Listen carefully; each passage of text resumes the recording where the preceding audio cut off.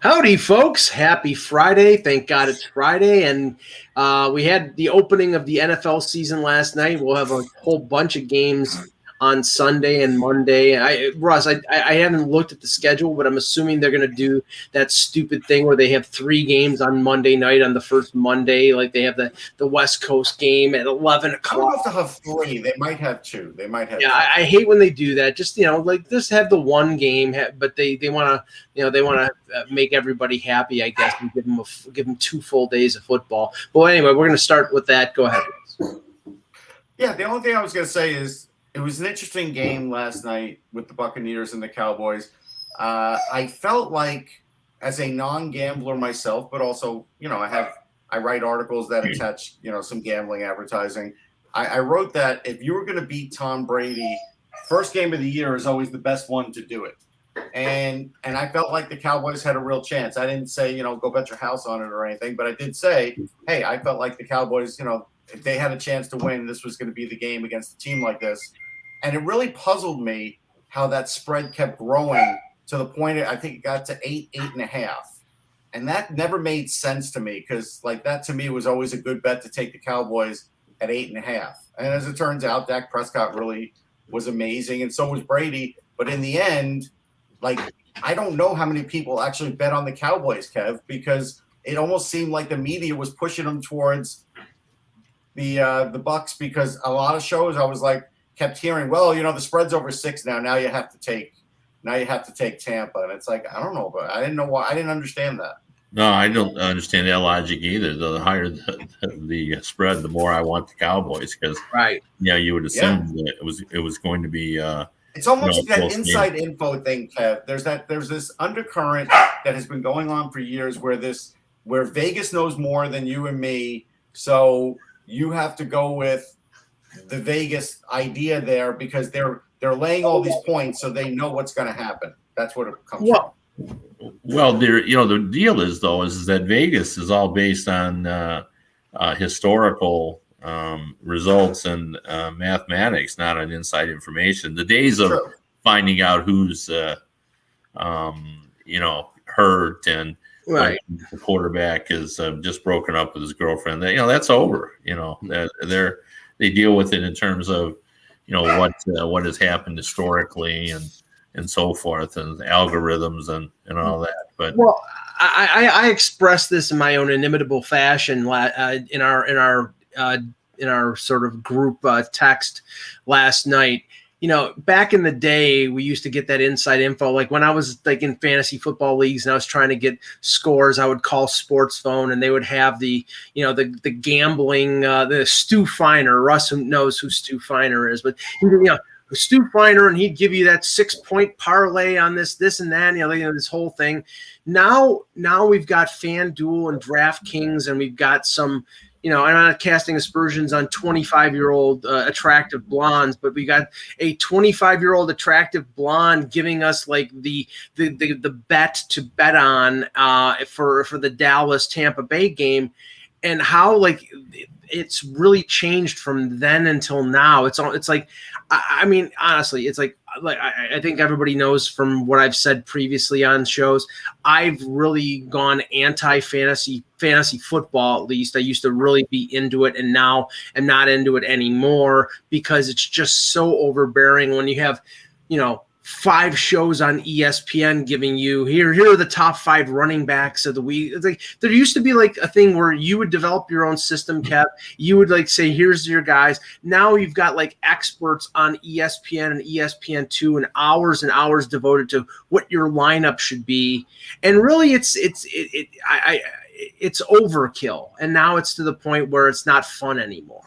Well, I don't, we've had this argument before, but I don't watch those shows, so I don't understand why they're overbearing. I usually just kind of go by gut feel. And one of the things, and when I play fantasy, is that there still is an element of I still take players I like and all that kind of stuff. So I don't really care that there are shows about it and everything else about it. But I did want to use this pre-show.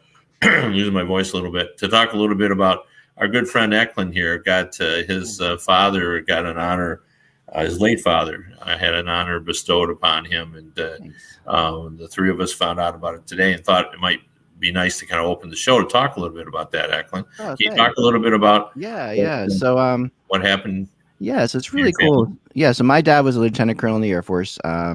Started in Vietnam, was going to get drafted, and decided to join up himself and to kind of dictate a little bit better where he was going to, and then stayed all the way through Gulf War One, lieutenant colonel in the Air Force not the entire time, but ended up as a lieutenant colonel in the Air Force, obviously. And passed away 10 years ago now, but So today my mom gets a knock on the door, and there's a guy from the Air Force there, and he says, we're presenting you, we wanted to present you with this, and it was a plaque and a flag from these guys that one guy my dad never met, and two guys apparently who he mentored, helped get into the Air Force Academy and all that back then, and they said they recently flew a training, not training, drew actually a mission in Kuwait and Iraq. At the end of August, like August 19th, and they dedicated that mission to my dad, and they gave my mom the flag that flew on the plane there that did the mission. It was really kind of cool. It just kind of came out of nowhere. Yeah, it's nice. It was really fun, and I makes me really proud, because I was always, it's really it was interesting being a military kid growing up. It feels like such a long time ago. You kind of forget that kind of stuff. Like I used to live that kind of stuff more and often, but yeah, it was really cool. Thanks, Kevin, for bringing that up. I appreciate it. Yeah. What did your dad fly? My dad was a navigator of C-141s and C-131s. And so essentially he was best at like dropping paratroopers on X's. That was his, take the wind, taking the wind into account, the speed and everything like that, and say now, bam. And that he would win a lot of competitions in that and stuff like that, which is really neat. And as I told you guys, his claim to fame was during when Richard Nixon went to China years ago.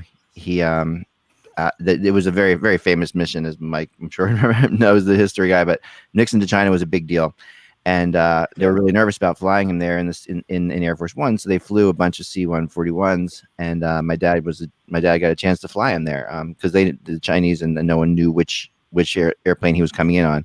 But my dad got a chance to fly him in on that plane, and so it's kind of neat. It's just neat to think about, and I know it meant a lot to my mom today. It's really kind of neat, just in general. But thanks for bringing it up. I appreciate it. Yeah. Cool. All right, here we go. Well, before we get started here, I got to tell everyone, I'm at my lake house, and right out in front of me, and this happens every day.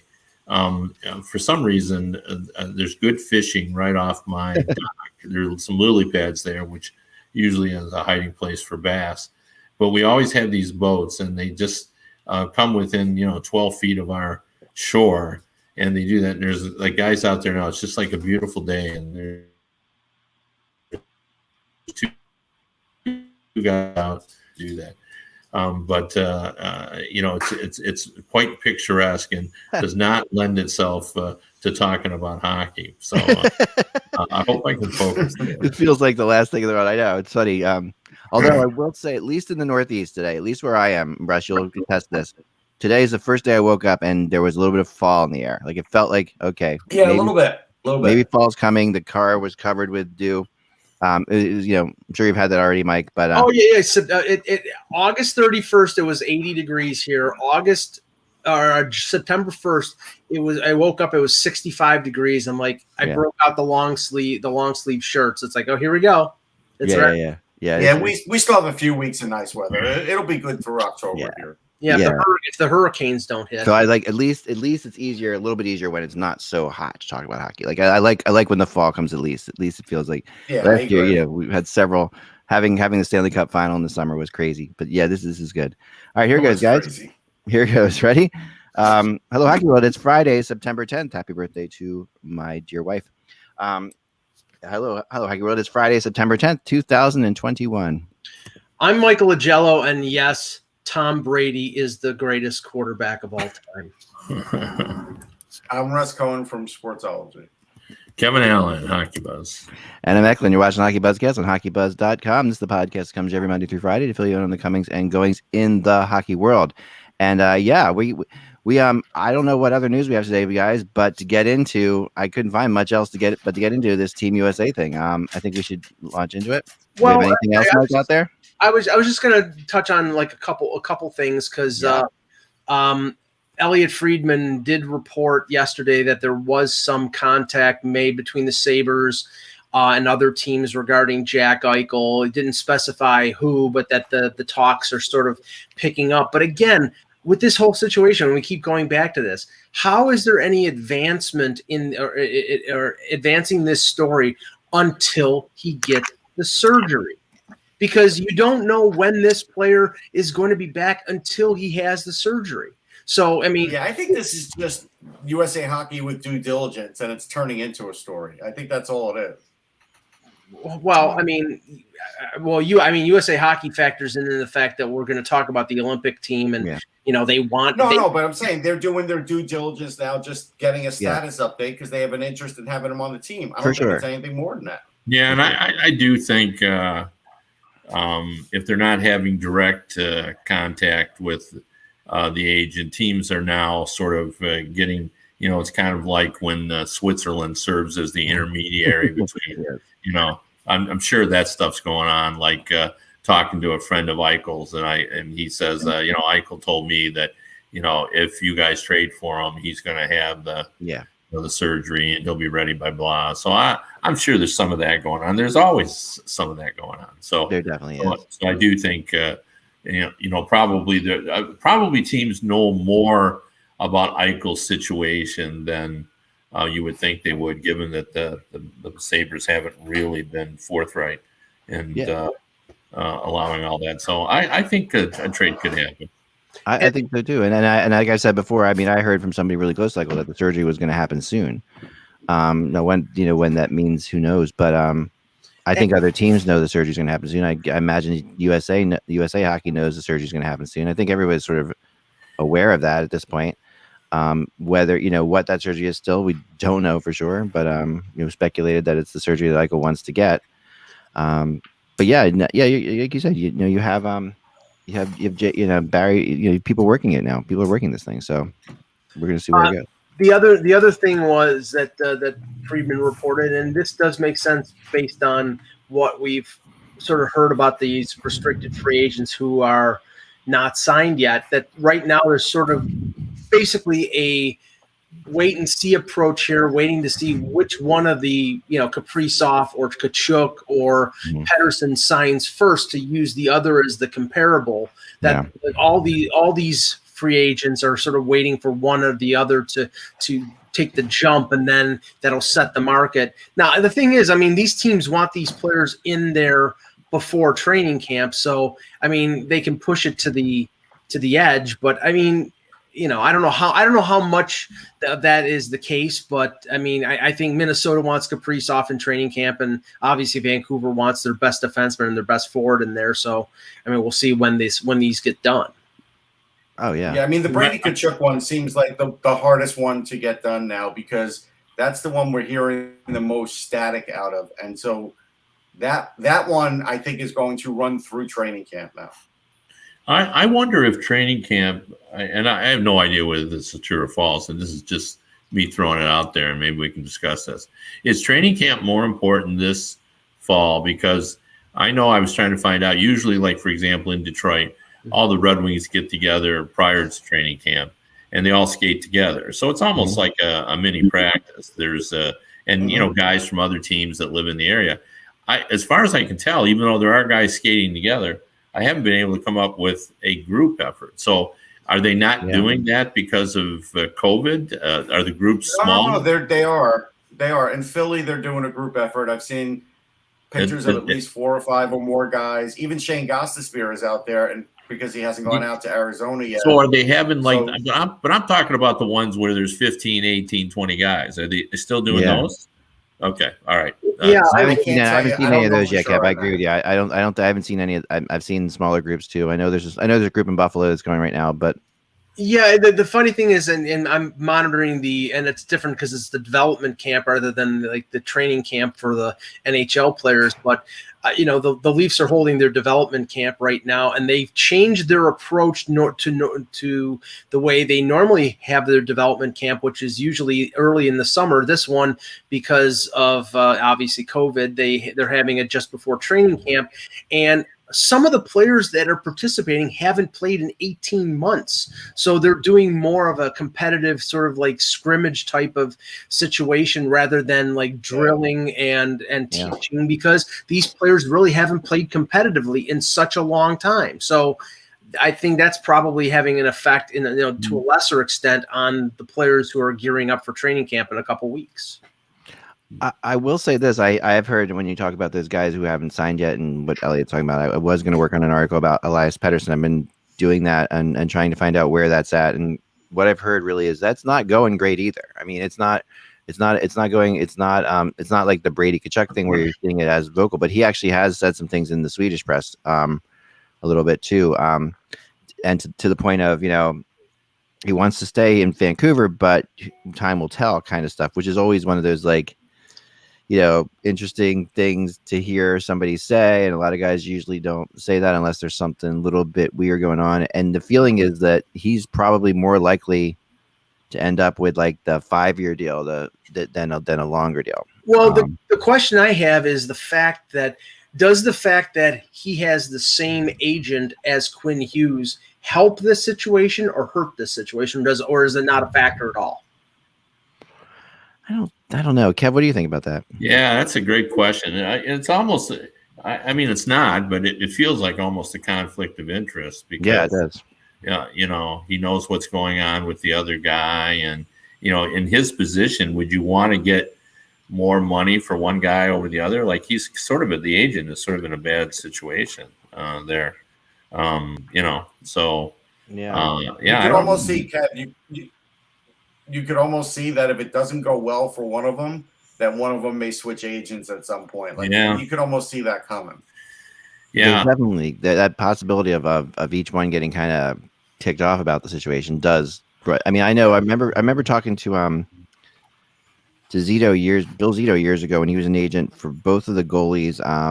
It was Rask and Tim Thomas in Boston. They were both negotiating a contract at the same time. And I asked him about the same kind of question, and that was a weird situation too because you have two goalies going for the same situation. And he said it really wasn't an issue in his mind. It was just something that he very much separated them out and talked and had different conversations and wouldn't talk about one on the same phone call. Basically said, you want to talk about Rask? Okay, well I'm going to call, but we're going to call me back in 5 minutes. We'll talk about Rask. It was never like it was basically very much.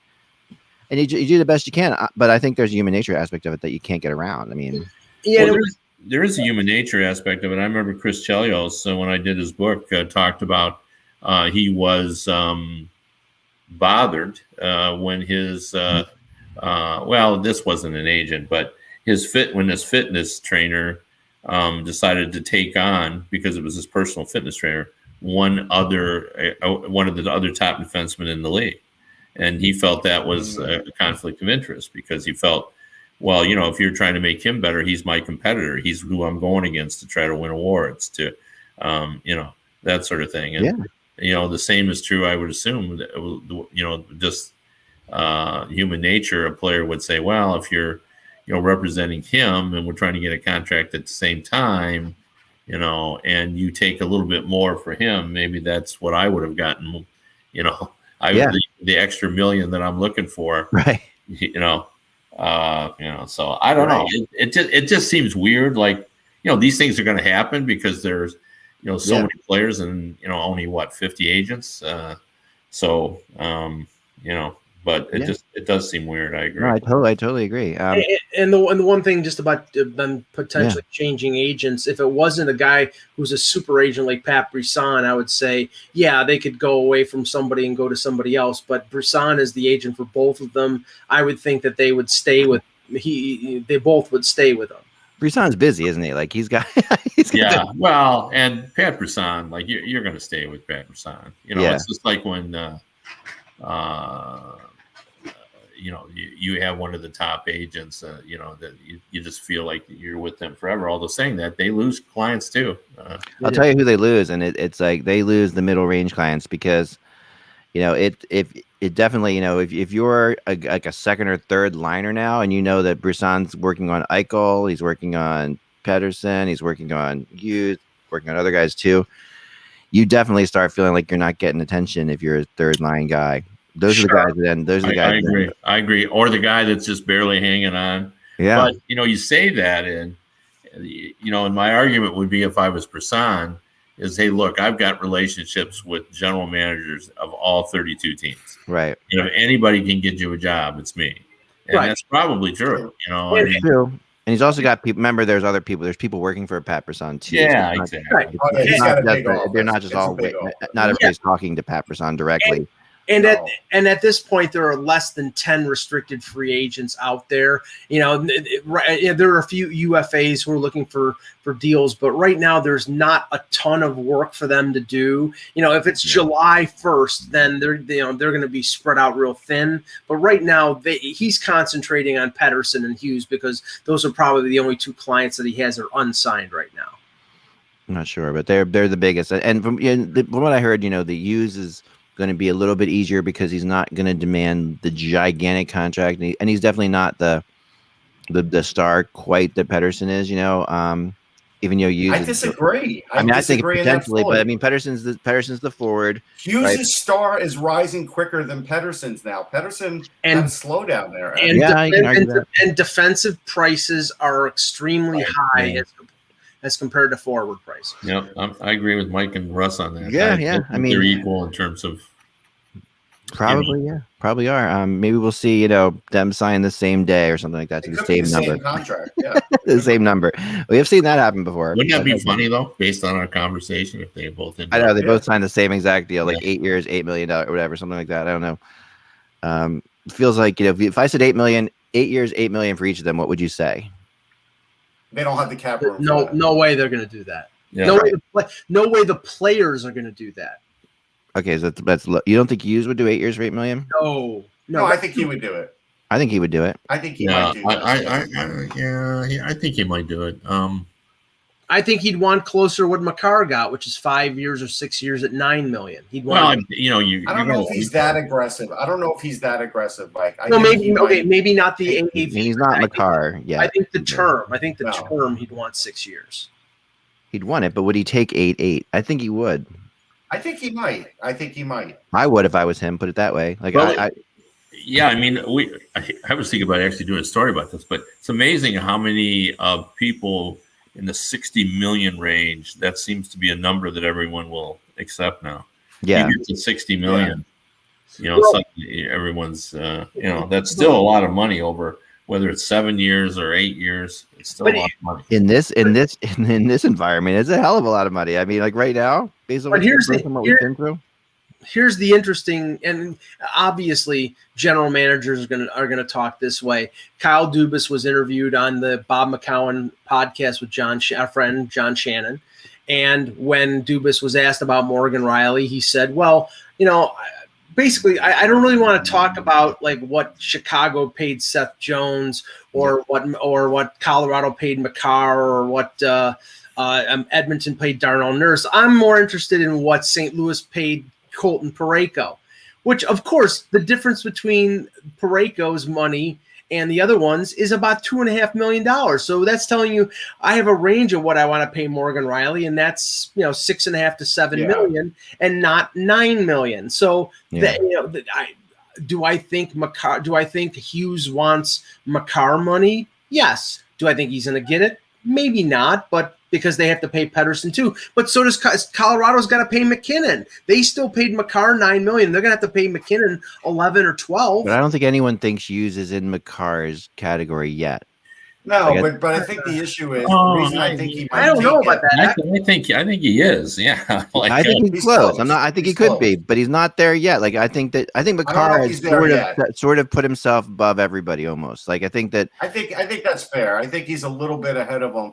But I think the issue with Hughes is if he says, I don't want 8x8, let's say, then they're going to say, well, fine, we're going to just do a 3-year bridge deal. And you never know what's going to happen to someone in their career. They get injured, whatever. Yeah, so he might be willing to accept the 8x8 so he has the security. Yeah. They would never allow this. But if you were really doing, because we talk all the time about comparables, and if you were doing this correctly, and like I said, they would never do this, but you really should exclude the star players on everyone's team. Yes. Yeah. Because what you pay them really shouldn't impact what, the fact that New Jersey overpaid a little bit to get Hamilton, shouldn't be used, by other teams. Right. Because, we've talked about this before about for sure. some teams have to pay more to get the player, or they have to pay more because, or they can pay less because, they're in a tax-free state, or, maybe Quinn wouldn't take $64 million, by the way, because of the tax structure in Canada. Right.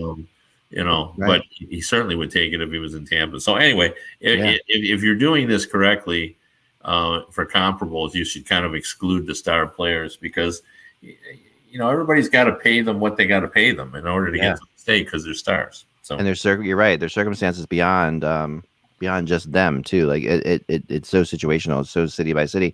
And then there's players who are, on Stanley Cup teams, like, Stanley Cup potential teams who will take less because, that's where they are. And just to keep a team together, all sorts of things. Or should you pay a price if an owner is nuts? Right. Or somebody just really likes somebody. That at the end of the day doesn't, and I know, Hamilton's contract's being tossed around by these guys for sure. And you're right. I'm sure at the same time, the teams are saying, well, come on, that's not at all comparable. This is why a lot of times in these arbitration things, the highs and lows get thrown out. That's often what happens. Well, I don't know why my mind jumped to this, but it is interesting, because I'd be interested to see if this kind of happens in hockey at any point. I was watching a baseball game, and in that baseball game, one of the analysts, I'll tell you, it was the Tigers, because I live in Detroit, and Kirk Gibson was talking about the impact of war, wins against replacement, which is a very hot stat in baseball. And it was the first time I actually had heard this discussion about what the objective is for teams to get for a war for their team in order to be successful. And do you actually know the answer to this? I don't know. I've never heard this term before. Explain it to me.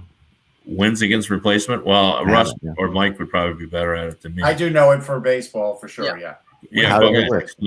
What's the concept? I don't think a lot of people know it. So what's the concept? I'll tell you what the concept is. The concept is if you have a particular player, if he plays or pitches or whatever, you see it a lot with pitchers, but they have it for all players, certain amount of games, what is that player's worth to that team? So in other words, if you erase in terms of wins, so those wins that he attributed, how many are attributed to the team? Like if you take away him in that game, do they lose the game?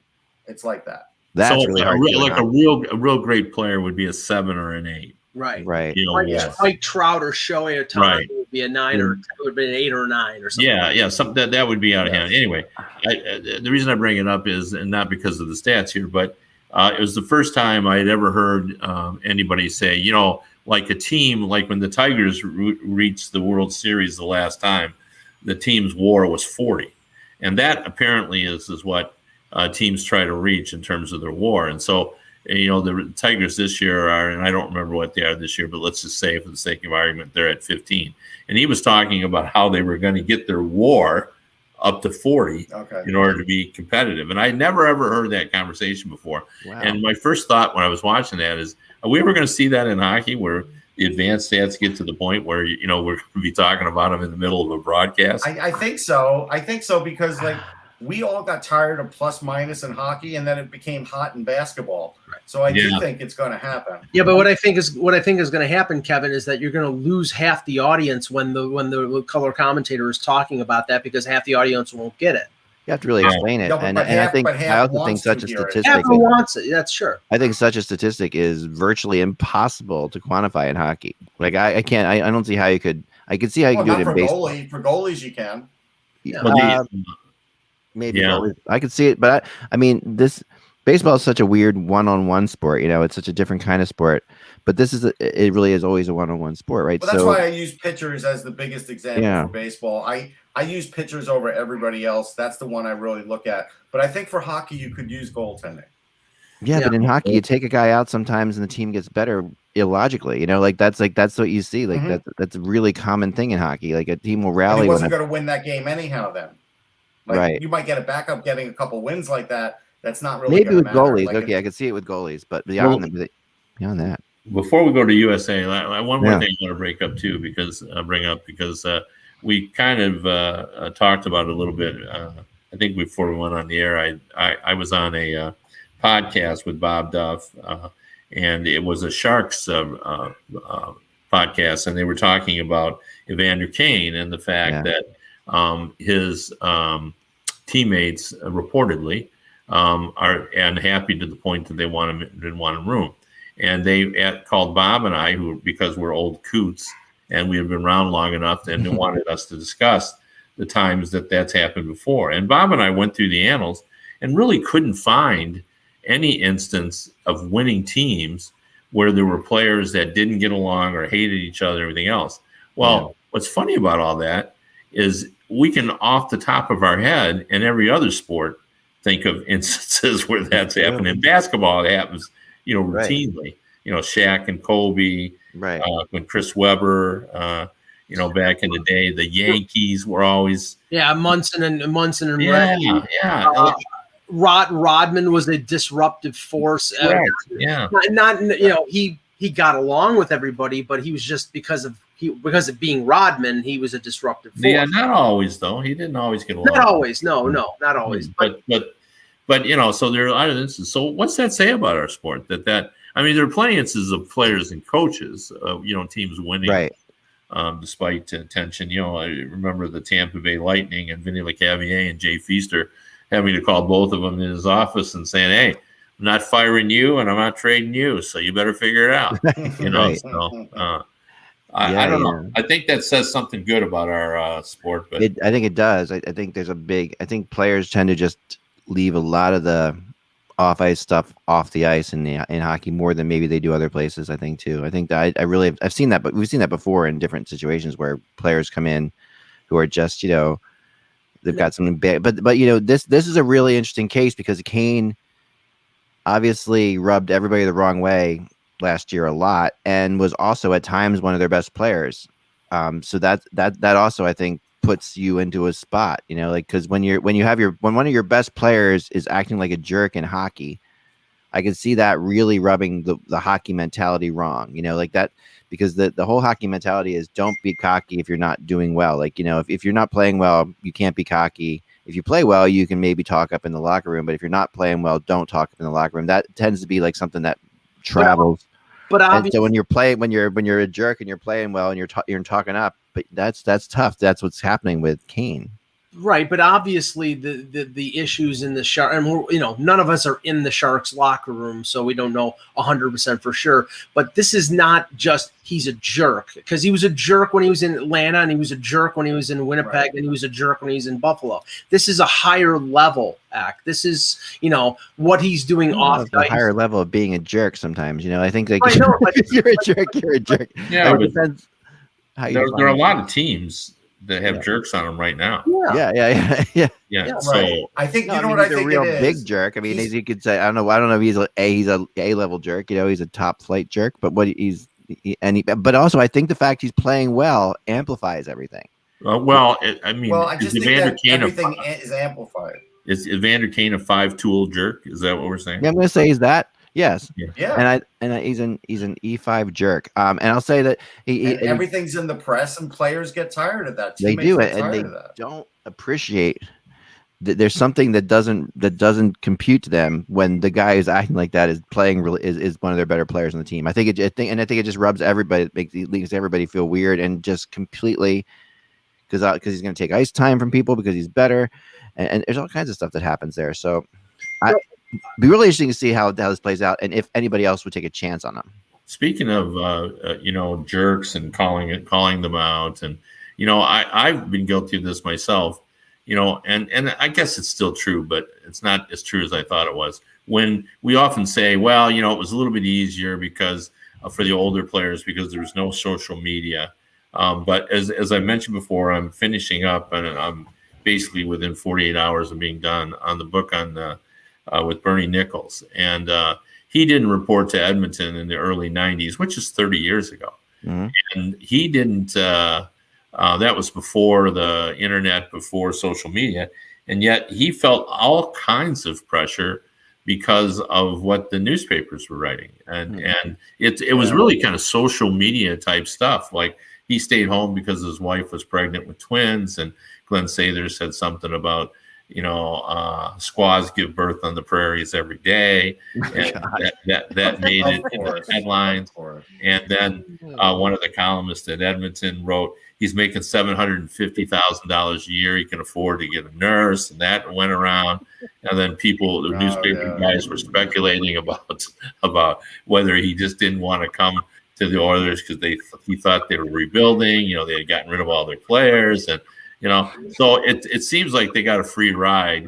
It isn't the same as it is now, where you get death threats and everything else on Twitter, but they didn't get a total free pass, is my point. And so I'm going to try to remember that, and at least when I say things like, "Well, the old guys, they didn't face the pressure today's guys," but we're gonna start Team USA here, and I want to start because after I had my list. Right. And I peered at your blog, and I was incensed by a comment that you made because it is just so off base. Okay, and that is that the U.S. goaltending may be their weak spot. The U.S. goaltending, yeah, how could you say that? U.S. goaltending is among the strongest in this tournament.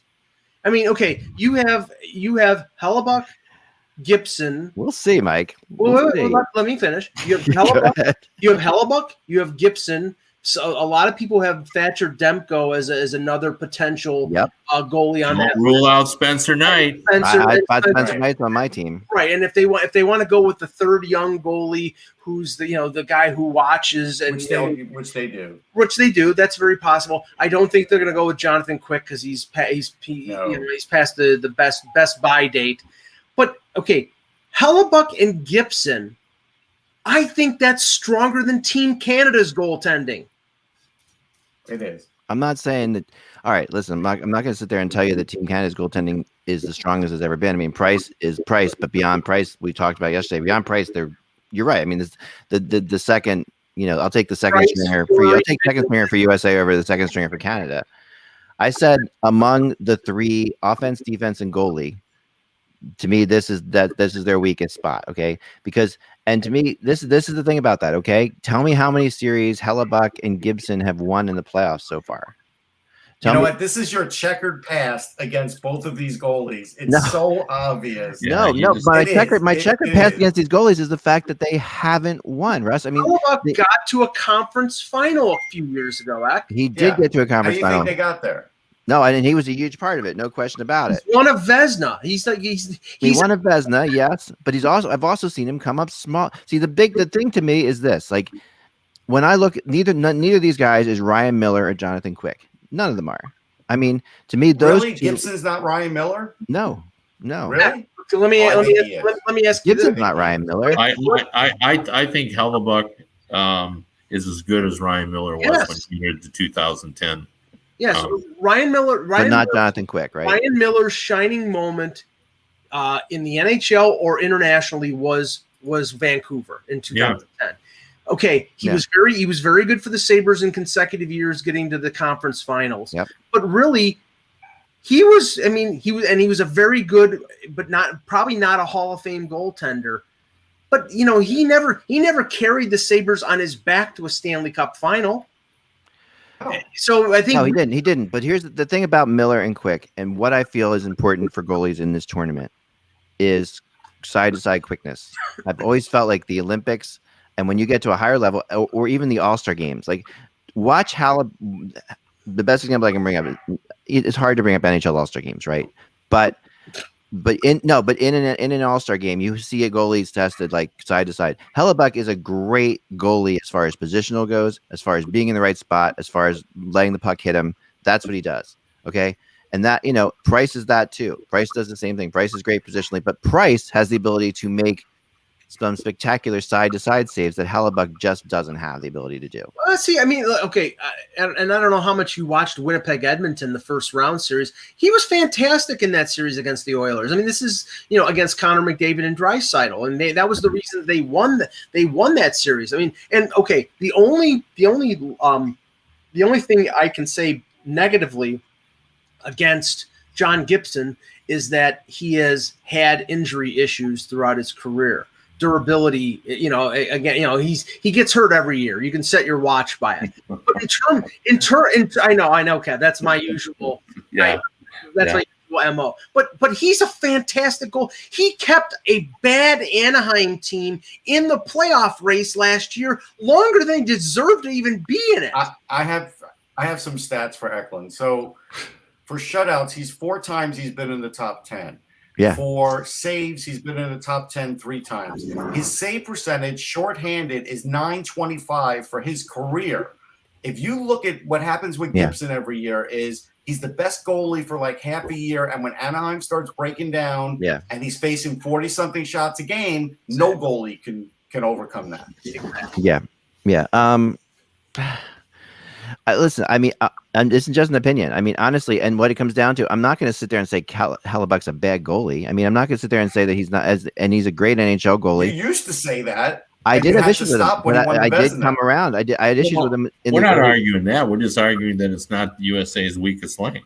Yeah. All right. So you think their defense is a weaker link or their offense? They have a weak link. I think they're a little undersized on the wing. Yeah, I think they're weak. That's fair. They're definitely They're definitely small. They're a bit small. I agree with you on that. If Eichel can't play, then maybe up the middle they may be a little challenged because they're a heck of a lot better than they were in previous Olympics. One time they hit their best center was Joe Pavelski, who wasn't actually playing center in the NHL at the time. Right. Paul Stastny was their best center in 2010, I think. Yeah. So. Well, he's going to have his. Last thing I'll say about Hellebuck, and then we'll move on to the forwards. Is this? He's going to have his chance to prove me wrong for sure, because he's going to be the starting goalie for this team.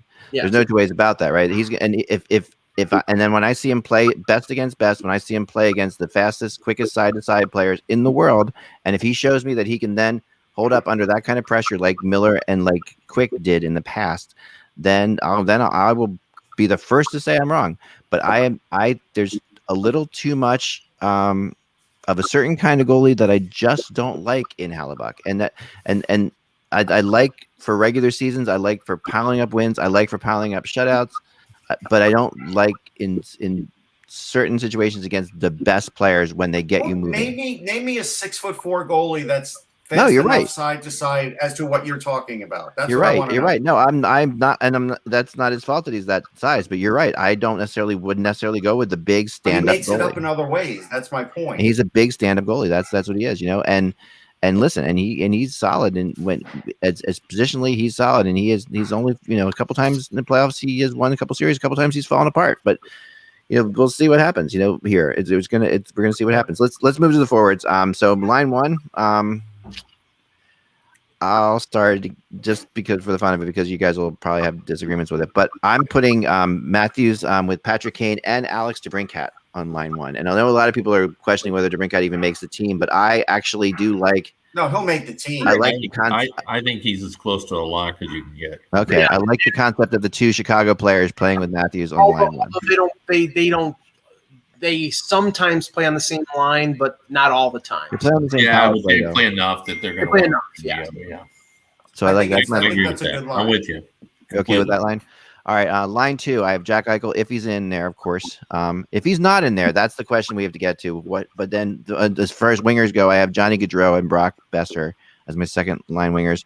But if I don't go with Jack Eichel, I go with Jack Hughes. And I think a lot of people think that might be too soon to do that. But I don't think Jack Hughes will make the team unless he's off to an amazing start. I think he will be off to an amazing start, Russ. That's one of the things I'm banking on.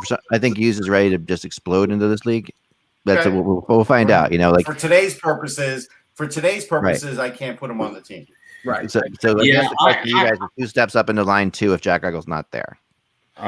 Well, I think it's Trocheck, but a lot of people think it'll be Larkin. But I'm not sure. I think it'll be Larkin because at the risk of sounding like Mike, but there is concern about his injury. That injury is one that sometimes you come back the next season if you just rehabbed it, you didn't have surgery, and it has problems. So, who knows? How that will work out. But I have Kyle Connor on that second line. Okay, yeah. I will say this. Yeah, I think Kyle Connor will be on the second line. When I did the first projection back last season on this, I had Jack Hughes as my 13th forward. And I interviewed people who are on the committee, and none of them had Jack Hughes really that high. So now, they also, here's the other thing though, and I some of them told me that I was nuts to say Adam Fox was a lock, and of course he won the Norris Trophy. Right. It was early last season. Right. Now, he is a lock, but he's a lock. When we get to defense, I want to bring up something that I think is really going to be fun for the Americans to have to deal with. That defense is tough.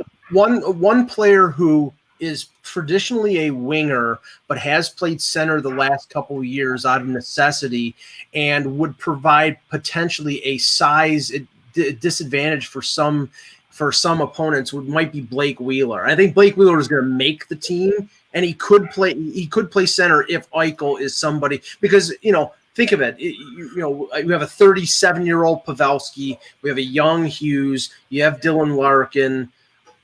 You don't really have an adequate number 2 center if Eichel is not your number 2 center. It's somebody good. It's somebody who's a really good NHL player, but not somebody who competes up against who Canada or Sweden has as a number 2. Right. Russia. Right. No, for sure. So going to line 3, this is my favorite maybe checking line that can score ever. I wrote. I love this line. I want these lines to play together so badly, and that would be Dylan Larkin and the Tkachuk brothers. I just think that would be a fantastically exciting, interesting line. I could see them really having fun with it. I don't think it'll happen because I think Pacioretty will be on that line. Well, I see. I have that line in the 4th line. I have Dylan Larkin. Right. I think that'll be the 4th line. My 4th line with the Tkachuk boys. Yeah. And it's really going to be it won't be a 3rd and 4th as much as right. there'll be 2 top lines and then 2 other lines. I honestly, that makes sense. The moment of that tournament is the Tkachuk brothers against Canada, and them going after guys like McDavid and McKinnon. And how much professional shit disturbers they are. I will love that because they will drive that team crazy. It's going to be fantastic. Well, I mean, it is. I like the symmetry of this because, and I've said this for years, we had the America's Greatest Generation, the one that won the World Cup in 1996 in Canada, which was, the Tkachuk and Guerin, Modano group. But the turning point of all that was not the skill of that team. It was the arrival of Tkachuk and Guerin to get into the corners and match up with Canada. That changed the entire American program. They were the first 2 guys who had come up playing that style, that power forward kind of style. And I think it's really cool that the Tkachuks will be able to play that exactly the same way. And that's the winning formula that Canada always implements when it comes to international tournament. They not that they get dirty, but they get physical. You've got the Shea Webbers, you've got the Prongers. Now Canada can still do that, but I think there's enough of a pushback now with what the U.S. can provide that will make it an even playing field. Yeah, I agree. So the other line becomes interesting, right? That's where things get fascinating, whether you call it the 3rd or 4th line. For me, I'm going with some experience. I'm going. There's where I have Kyle Connor, but I have Blake Wheeler and TJ Oshie and Kyle Connor as my other 3 forwards. So I don't have Pacioretty. I don't think Wheeler's making the team. I don't think Wheeler's making it. I mean, well, he's. I think he's on the bubble, but there's a lot of people that like him. Yes. So you can't dismiss him. I know you like to just make declarative statements, Russ, but he could go either way.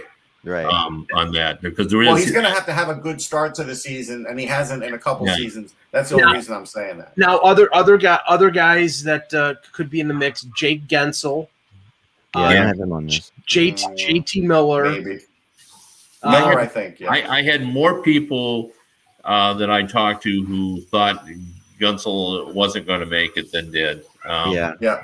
And JT Miller, people like quite a bit.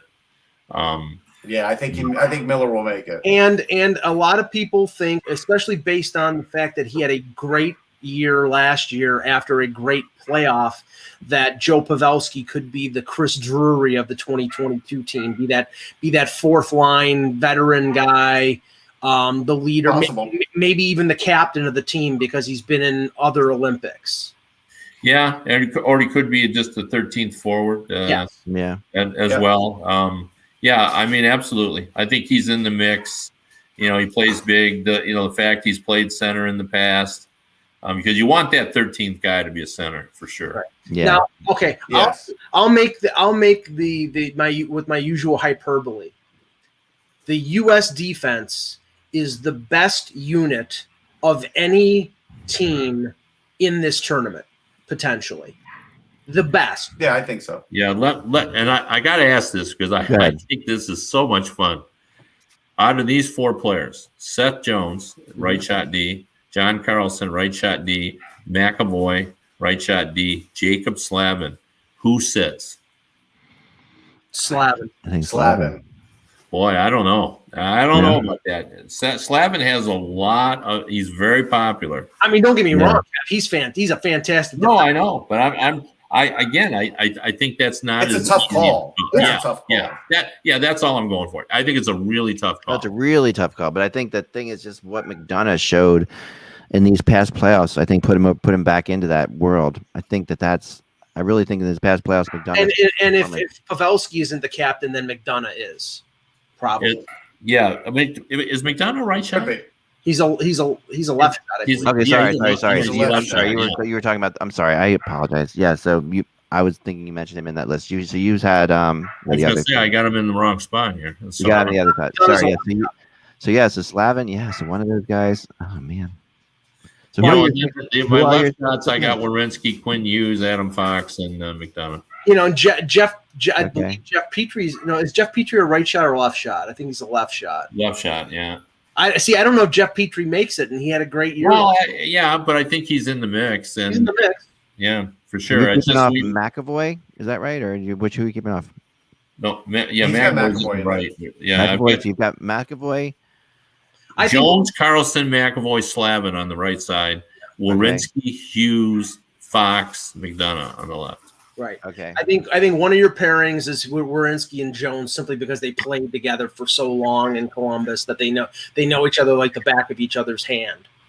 But it's really, I don't know if it's pointless just to gauge what the pairings will be, but I think that you're almost guaranteed that that's going to be one of them. Yeah, I think that's I think that the only thing I would say is if there's an injury or someone's off to a bad start, if Jake Sanderson's off to a great start, I think he could be in the conversation to be that extra defenseman. It'd be interesting. It depends on how many. If they're carrying 8, yeah. If they carry, what about? He's a left shot, and you could literally put him in any spot, like he could do any spot. What about Jacob Trouba? No. Me personally, I know Trouba. He would only really be there for the physicality. I think Sanderson would be better for this team only because he does so many other little things that you would need to do on a team like this, where Trouba does a couple things. Now I wouldn't put Trouba in there. You may have all your bases covered in terms of a power play quarterback with Carlson or Hughes, but what about Torrey Krug? Yeah, I think he's in the mix, but I don't think he's going to make it only because there's just so much talent in front. Is Hughes a definite in the top 6, Kevin? I think so. Yeah. I think that's the thing. Yeah, I mean, in my top 6, I couldn't put him there. Like I went with Werenski, Jones, McAvoy, McDonough, Carlson, Fox. Like that's 6. I can't put Hughes above any of those guys. You know, I mean, who's he going in above in that group? Like Donna, you probably think maybe or no? I don't know. Maybe, yeah. I mean, we'll have to see. I It think would be McDonough if he beats out. Let's just say this: it's an embarrassment of riches that you're like you could have Slavin, who's one of the best defensemen in the league, not playing. You know, he'll be on the team, but he could be 7 or 8. And yeah. Yeah. Or Quinn Hughes, as Eklund just said. You know, I mean, I think he'll be in there, but you know, what if they just decide they wanted McDonough's experience and leadership and yeah, and Cooper's the coach, so there's a good chance. The thing about it is, though, the way Cooper runs it, even if you're a 7 or an 8, you're probably going to play. Yeah, wrong Cooper's team. always going to do adjustments. Yeah, wrong team. Right, and they're wrong team, right? Oh, I'm sorry. Yeah, not Cooper. Right. Sullivan. Sullivan. Sullivan, right. And the fact is, there are also defensemen who I think normally, you know, remember back to 2010, wasn't Tim Gleason on the U.S. Mike Komisarek? I mean, okay, here's some defensemen that won't even get mentioned as possible options: Alec Martinez, Neil Pionk, Nick Leddy. Justin Falk, Brett Pesce, Cam Fowler. These are all really good defensemen. None of them will be on this list, or even in the top 7 or 8. None. Yeah. No, that's I don't think it's hard. I don't think anyone's going to really disagree with you, Mike, on that being the strongest of anything we've seen so far. I think that is definitely the strongest group that we've seen. Now, as far as goalies go, we talked about Hellebuyck being number 1. Number 2 is my question. It's Gibson. You guys think it's Gibson? Yeah, for sure. You know, what if Spencer Knight gets off to a hell of a start, like a great start? Well, I mean, I just think with He'll the make the team. He could still make the team, but I mean, if Demko has a great year with Vancouver, I think that he'd be in the mix. The only problem is, you know, you're going to have. I keep pointing this out to a lot of my readers. You have less time than you think to prove yourself. Yeah. Because usually they've got they start to really formulate by December 1st, and they make their last changes. You know, you can change a guy, and you do change a guy right up until New Year's Day. Yeah. But and that's my reason for my skepticism when it comes to Spencer Knight, because what did he have? 4 regular season games and 3 playoff games. I mean, right. If he has a great start, okay, so you're going to choose him for the Olympic team based on less than 30 NHL regular season and playoff games. I think he's played a lot of international games too. Like the people at USA Hockey know him. Like, I think that's the thing. The other thing I was going to say about Sullivan, he still was a Ranger assistant when McDonough was there, so I do think he'll have some favor with him. Yes. Yeah, that's true too. That's true too. That's where my brain was going with that. So at the end of the day, I guess the only question left to ask is: we've done Canada, we've done the U.S. now. Who's better? I think they're dead even. It depends on the game. I think they're equal. And they're in the same grouping too, which means they're going to play during, as usual, they're going to play during the round robin portion, and then probably face. Yeah, is it going to a shootout? If a game goes to a shootout, like, it's a toss up. Yeah, I like them being in the same division, but I think what it sort of comes down to in terms of Canada versus the U.S. is kind of injuries, and if Jack Eichel is going to play. Yeah. They're not the same team if they don't have a 1-2 center punch of Eichel and Matthews. Right. It's not the same. I like Trocheck. That's fair. I think Trocheck is underrated, but I don't. He's not Eichel, and Dylan Larkin's not Eichel. So. Right. No, neither are more. I want to answer Randy and say that Noah Hannafin would be like the 15th defenseman on this team. Right. I mean, to me, it's Canada's offense versus the U.S.'s defense, right? I mean, because Canada's offense is definitely better, and the U.S.'s defense is better than Canada's defense. So I think there's, and then goaltending, I give the slight edge to Canada. So I would maybe give the slight edge to Canada in general in this game, but it's going to be an awesome game. I mean, it's going to be a great game to watch. Are these the 2 best teams in the tournament? Not necessarily. Sweden's great. I don't know. Yeah, Sweden's terrific. I like Sweden quite a bit. Sweden. I mean, the Russians. You can make a case for the Russians, although the fact that Kuznetsov will not be able to play because of his international suspension, takes a guy who would normally be a weapon for them out of there. But, they still have Ovechkin and Malkin and Kaprizov and Panarin. And, I mean, they'll be loaded. Yeah, but their defense isn't the greatest. But their goaltending is fantastic. Their goaltending is unbelievable. Yeah. Vasilevsky covers up a lot of ills. Are you projecting Sorokin as their number one goalie? No, I am not. Just ask. I am not. I do not just do things for the hell of it, despite what everyone here seems to think. I don't. No, he's projecting for the heart. No, I mean Vasilevsky is no question the best goalie in the world right now. I mean that's like there's no question about it. I just think that's they got a lot. They got a lot of goalies too, not just Oh my gosh, they've got a ton of goalies. I mean they've got what the U.S. has on defense. They've got in goal. I mean they could put a solid 6 goalies together.